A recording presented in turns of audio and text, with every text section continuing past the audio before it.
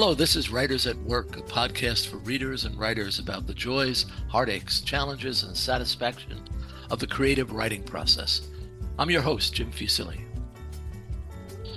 My guest on this episode of Writers at Work is Julie Gilbert, author of Giant Love, Edna Ferber, her best-selling novel of Texas, and the making of a classic American film.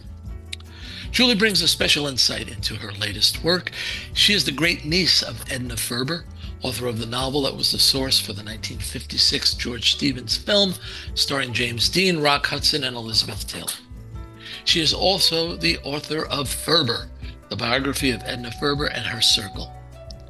Published in 1976, that book was nominated for National Book Critics Circle Award, and her opposites attract, The Lives of Eric Maria Remarque and Paulette Goddard, was nominated for a Pulitzer Prize. The New York Times praised Giant Love as a tender and patient homage to a titan of American letters who has fallen most grievously out of fashion. That's so, but there's more. I found it a delight. Dishy, deeply affectionate, yet instructive, as Julie tells us tales of the film stars and how the picture came to be made, but more so, how Ferber came to write a sprawling novel that entertained while it revealed the schisms in Texas society. Julie quotes Ferber's assessment of Texas as she did her initial research. In and out of Texas towns, talking to scores of Texas people, amazed by their viewpoint, their braggadocio, their seeming unawareness of the world outside their own vast commonwealth, beguiled by their easy charm, grateful for their spontaneous hospitality, touched by their lavish giving of time, energy, thought to a tourist stranger. All that majesty of Texas was captured by Ferber in Giant and by Stevens in his film version. Julie Gilbert tells us how, in a beautifully crafted book that's part biography, part memoir, and a full pleasure. Julie Gilbert, welcome to Writers at Work. Thank you very much. Julie, I have to start with your introduction and early chapters that are so vital in placing Edna Ferber in a context for readers who may know the film, but not much about her. It left me with several overarching impressions, perhaps foremost of which is her discipline and dedication as a writer. She was relentless, wasn't she? You might say so, yes. Yes. In the best way. In the best way, though. It was the only way she could live, and thrive. So it was just part of her DNA. She came out that way. Yeah. Yeah, the focus on the work. She always had a project, even when she was young. She was head of things. She was head of committees. She was the editor for her school yearbook. There used to be a phrase, it's kind of an old-timey phrase called head girl. And they used to attach that to boarding school, and people were head girls at boarding school. And she really was a head girl, in her family, at school, and then, of course, in later life. Yeah, you use the term rigidly disciplined. Yeah. And you create a wonderful portrait of her sitting and writing 4 hours every day with her back to whatever view might have distracted her. This is discipline. Yes, she did. I was witness to it because, children are exuberant, and they want to dash in, and I got to know her quite early in my life and loved her. And so I would say, well, I'm going to call Aunt Edna. And my parents would say, oh, no, you're not. Not between the hours of, I think it was 10 to 2 was when she really just dug in and was isolated. And you could not call her, even with an emergency. It was just verboten, as my father used to say. I was thinking about this and wondering if only you could have written this book in this one way. I just want to give one example. You create an image of a writer who's fully and deeply engaged in a consuming and daunting project, who, upon completion, then after research, is on to the next thing. And if that next thing is a novel, it's going to be equally consuming and daunting. And here's where I so admired how you wrote the story. I never got the sense that she was obsessive. You had a wonderful phrase. She was a woman who kept promises she made to herself. Yeah. Yes. And this is you because of your affection, you see what she's doing in a positive light. You attribute nothing negative to it. I had nothing negative. I really didn't. It was an idyllic relationship that I had with her. So I felt in writing not only this book but the biography years ago, um, I was challenged because, it's hard to be objective about her. And often I forced myself and I always felt that I was betraying her, if I ever said anything that was not what I had witnessed. Yeah, I think that you're very frank in the book and loving, and which is what we would expect from somebody writing about Aunt Edna. Yes? Yes, it was a hard line sometimes, and I think that she loathed mushiness, she loathed fawning, so I didn't want to do that. But on the other hand, I followed in her steps of a researcher, and when I found what I found, I reported it. I was going to ask you if you have that gene, that drive. Not to that degree. I don't, I think my output is much, much slimmer than hers. But yes, I also teach and have done so for 40 years, creative writing, and I always say, 1 page a day for 100 days and you've got product.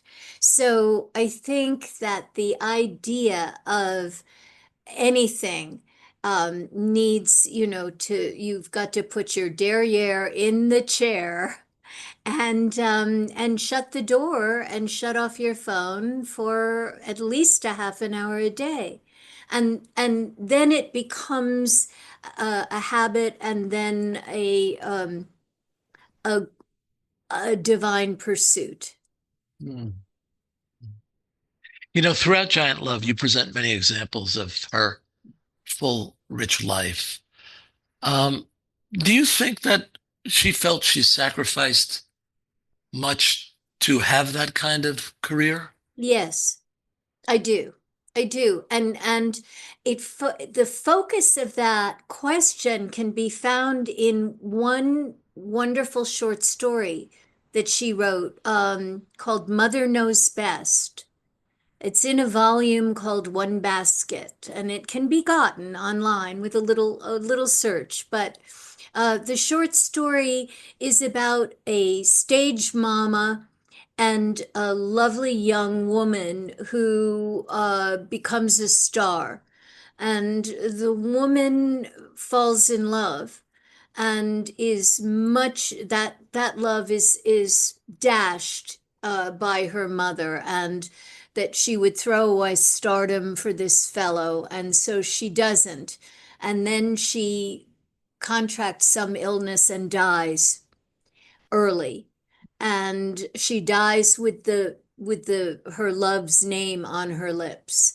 And that story that Ferber wrote is, I think, a very veiled autobiographical story. Would you mind just repeating what you've written in the book about what Edna Ferber's mother said to her as she was approaching death? um she said, Edna, Edna, I ruined your life, didn't I? Devastating. And Devastating. and Ferber, the story continues with Ferber getting up, and the two sisters, Ferber had a sister, Fanny, and they were, sort of grouped by Julia Ferber's bedside. And when she said that, Ferber got up and went to the window.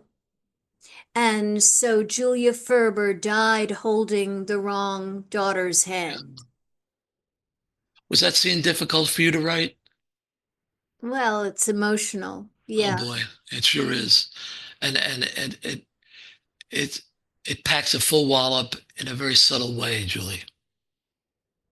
Beautifully Yeah, done. well, it shows what it shows really, I think how strong her character was, that she could not sacrifice herself at that last moment, and yet she could not bear to hurt her mother. So she never said anything. Yeah. But her act of doing that said volumes. I want to tell our listeners about a remarkable exchange of letters between Ferber and Nelson Doubleday, whose company published Edna Ferber. Um, you set this up beautifully in the book. In 1945, she writes to tell him she's moving on. He writes back to try to dissuade her, and she responds. Do you mind if I just read an excerpt from her reply? No, not at all. Okay, this is great. A book isn't just black marks on white paper with a colored jacket. A book should be thought. It should be life. It should be civilization. In your organization, there has been for years no one to whom one could talk as a writer to editor. But that is an important part of book publishing. Important. It is book publishing. And then she adds, I'm not a word machine. I'm a writer. My goodness. Yeah. Haven't we all wanted to write that letter? Yeah, yeah.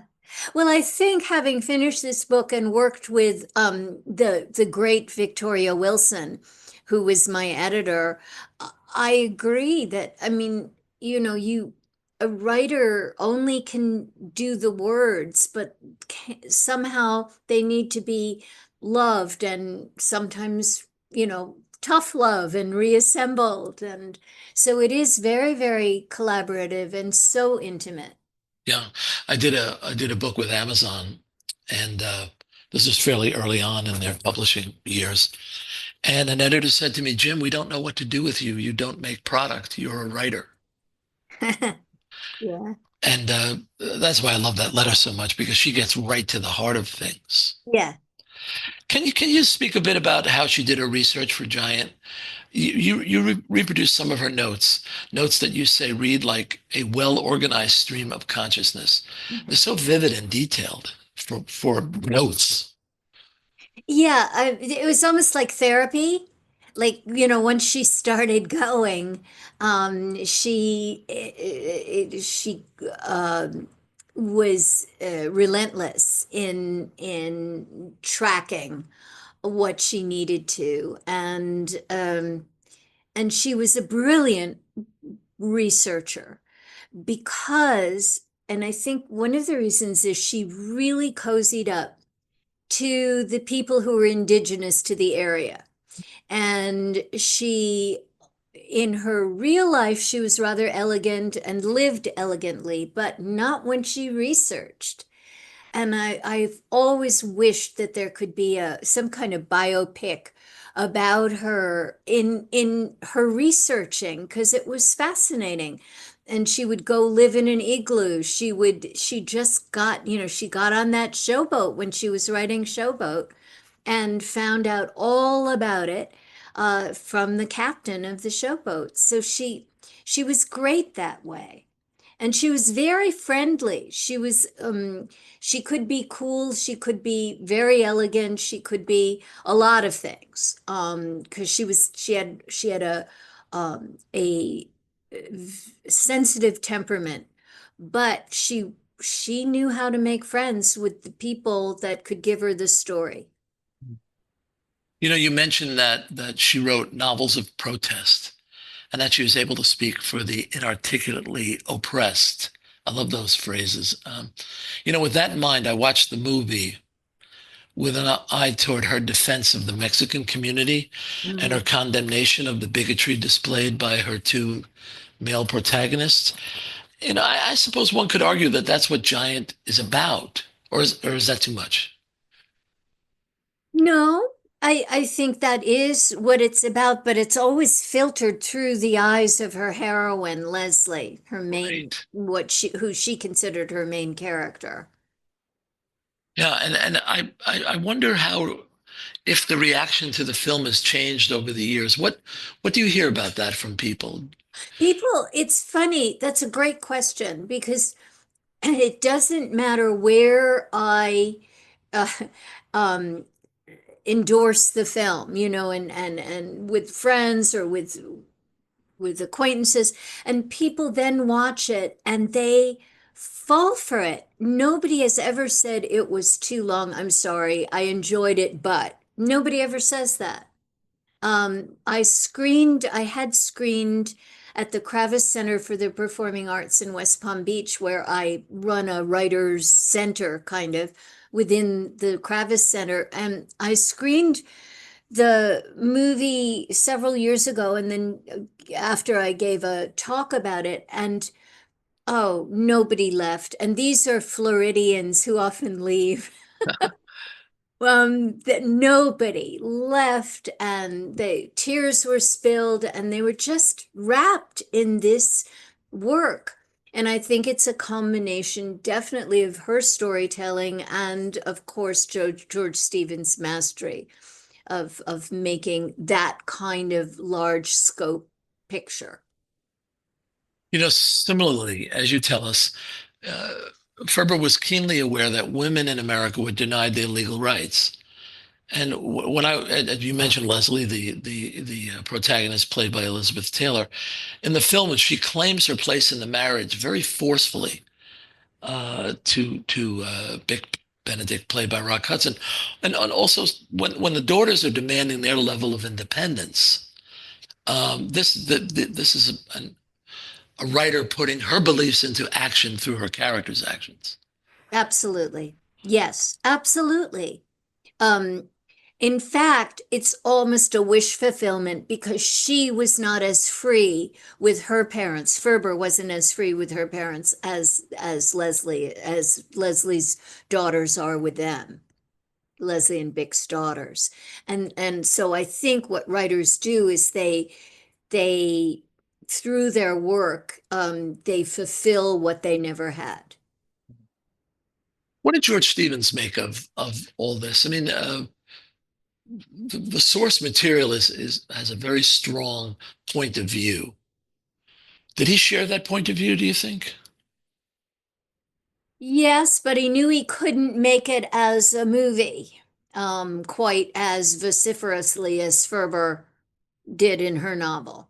So that Leslie was softened, I think, with the brilliant casting of Elizabeth Taylor, who is not all angles, she's all curves. So, Ah, so I think that really um, helped him to tell the Ferber story in his movie. did you meet Elizabeth Taylor? I never did. Unfortunately, I met Rock Hudson and James Dean, but never Taylor.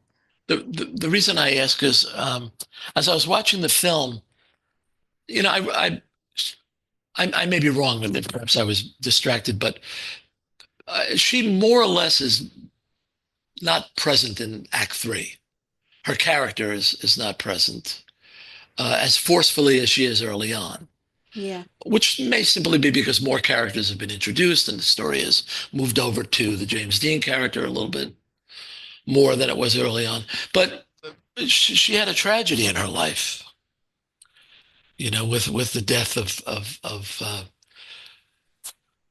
her co-star, and it seems to me she was having battles with her males actors and with George Stevens. Well, I want to say this based on your question that that that the fact that Leslie kind of recedes in the final act of the movie is, I feel it's deliberate because it adheres to the novel in that her daughter Luz is enacting what she always wanted to, having her own mind and freedom to speak it, and spirited personality. And so I think in that way it was not Taylor who was receded, it's that Leslie, Ah, that Luz, the daughter, because Ferber always was working with generations, and how children reflect their parents and then go their own way. And I think that's more what Stevens was getting at, based very much on the novel. Um, but Taylor was a gloriously sensitive human, and when James Dean was killed before the film had wrapped, and she had to continue to play her part, and it was very, very difficult for her because she was close to Dean, and they never were romantically uh, entwined, but they were almost maternal son, young mother, strange relationship, mm, and mm. very, very, very close. And so I think that she suffered, and so, I don't think her performance paled, but I think she, as an an actor, had trouble to, continue on, according to Stevens' demands. Yeah. I just, in watching the film in 2025, I think I was reacting to and looking for things that, you know, I wasn't that interested in what happened to Bick Benedict. He seemed to me to be a man out of a very distant past. And of course, he was absolutely contemporary when Ferber wrote him. But between what was happening to the Mexican characters and my yearning to see Leslie get what she wanted, it just goes to show you how art can change without changing because of how we react to it. Yes, yes. No, I understand that. I understand. I mean, it's so wonderful to see Rock Hudson in such full bloom, that I don't have that same feeling. I feel that the story is brought to such fruition, and it becomes Leslie's story when he is beaten up in that diner Right, scene, the famous diner scene. right. And he's so wonderful in that, that his huge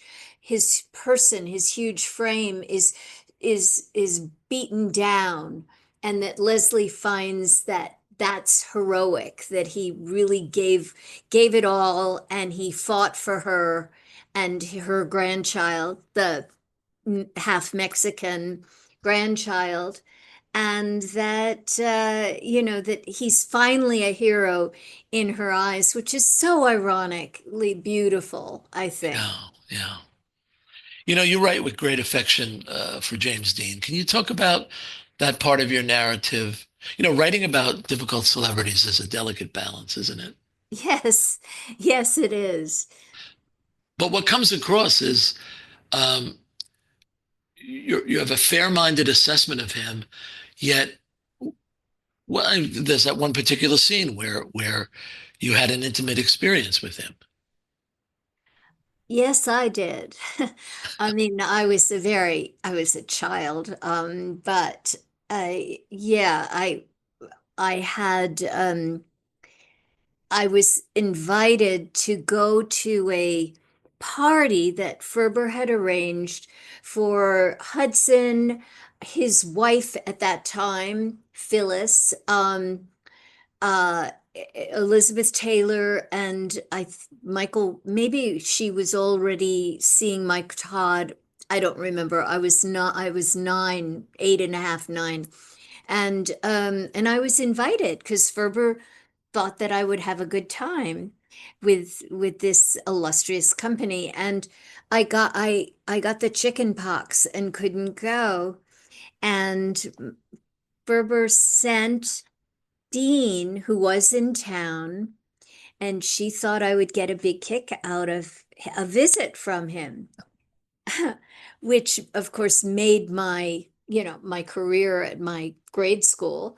Um, it was fantastic and kind of dreamy because I wasn't terribly sick. I was recovering, but I still had pox and I didn't feel too great. And he came in and sat by my bedside and talked to me and counted my pox. And we talked about chicken pox mainly. And it was, in retrospect, it was amazing.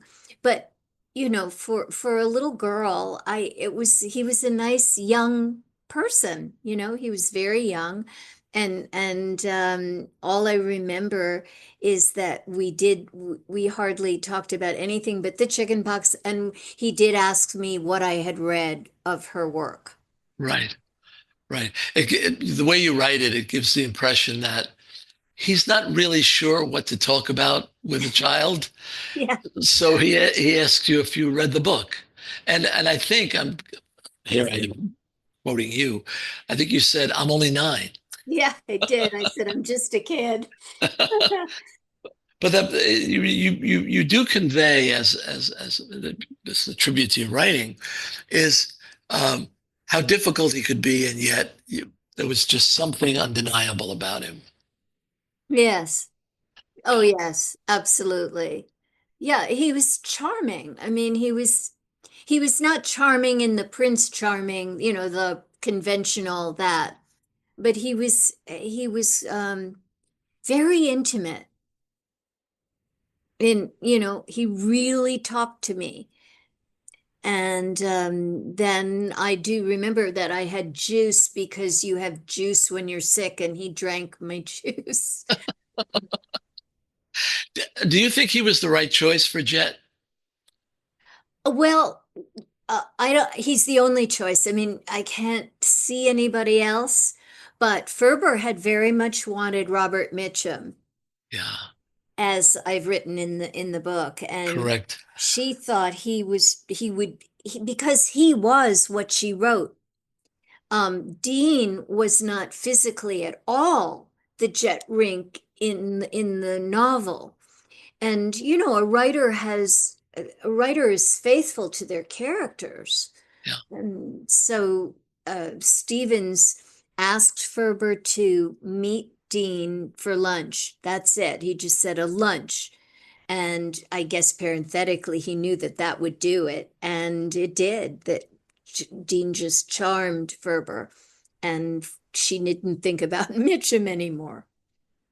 So did all of Aunt Edna's experience with Giant and the researching and the writing of the novel and then making of the picture, did this encourage you to become a writer, or did you find it discouraging? I mean, what did you as a future writer take from her experiences in making that novel and that film? You mean in doing Giant, or just her career as a writer? Well, let's stay with Giant because of Okay. Well, the book you've yeah, written. I think that's a good idea because I remember Giant more. I mean, I was there, for the 3 years that she was working on it, and would send gifts from Neiman Marcus when she was researching in Texas. And I guess subliminally it cooked in me that it was so exciting, and she got to got to know Texans, and you know uh would send like gifts back that were very exciting, and exotic. Stetson hats and embroidered vests and stuff. And also I remember my parents reading the galleys, and they would read at night, and they were big readers, and it was also exciting that Ferber allowed them to read galleys, because that's very intimate. And I just remember their thumbs going up, giving it the thumbs up, like this is a good one. And yeah, so that time in my life, when, when I think there was a feeling that it was going to be a really make a mark, this novel. And it did. This is probably chicken or egg type question, but um, do you think she saw the future writer in you, or do you think you became a writer by being within her reflected light? In her reflected light, because I didn't write I wrote for school.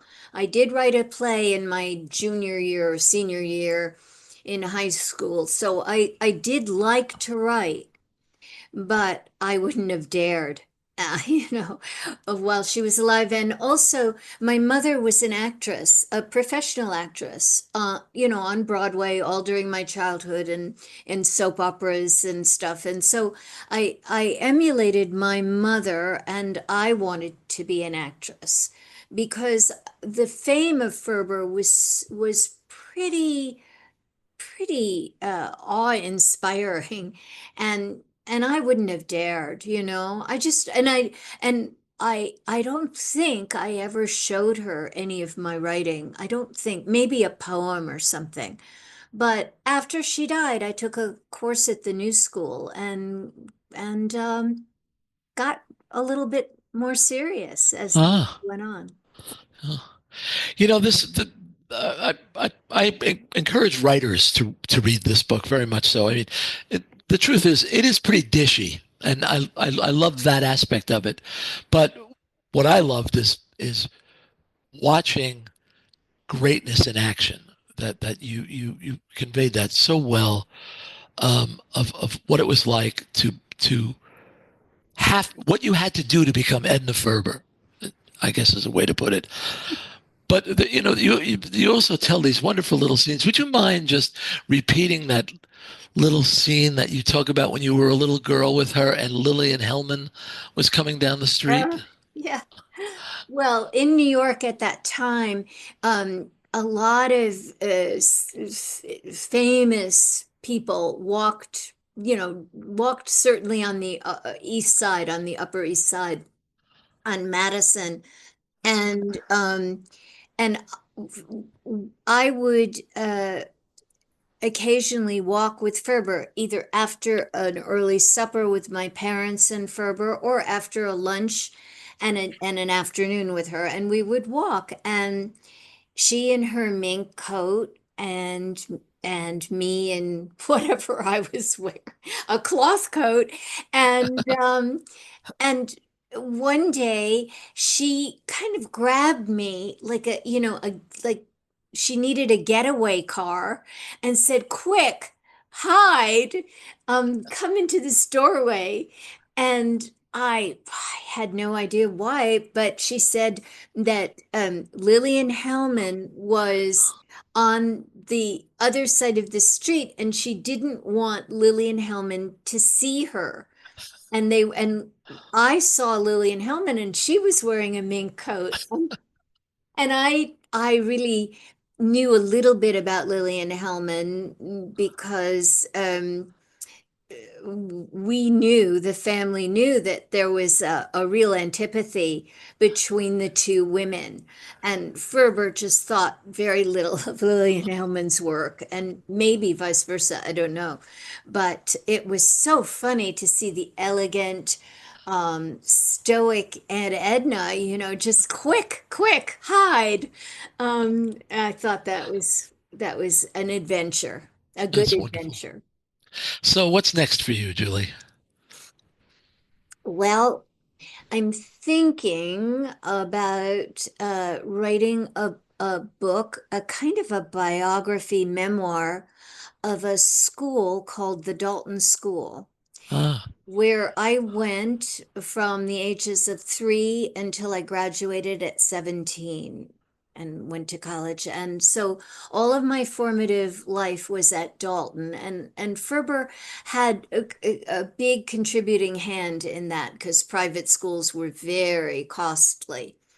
And I had a what is known as an extremely liberal education, and I think it's a school that has so much uh, so many adventures in its trajectory, from a very pure idea to, to a lot of things that went oddly and then corrected themselves, because it's a liberal private school in the heart of the East Side. And I don't, it's not a tell-all really, because I don't want to do that. I loved Dalton, but it is an examination. And so I think that's probably going to be my next book. I bet it'll be wonderful. Thank you. I hope. My guest on this episode of Writers at Work is Julie Gilbert, author of Giant Love, Edna Ferber, her best-selling novel of Texas, and the making of a classic American film. Julie, thanks so much for joining me. It was my pleasure. Thank you, Jim. Writers at Work is a production of Bliss Publications. Erin Mitchell is our producer. Music is by Joni Mitchell, performed by Keith Jarrett. For more, see writersaTworkpodcast.com. I'm your host, Jim Fusilli. Until next time, happy reading.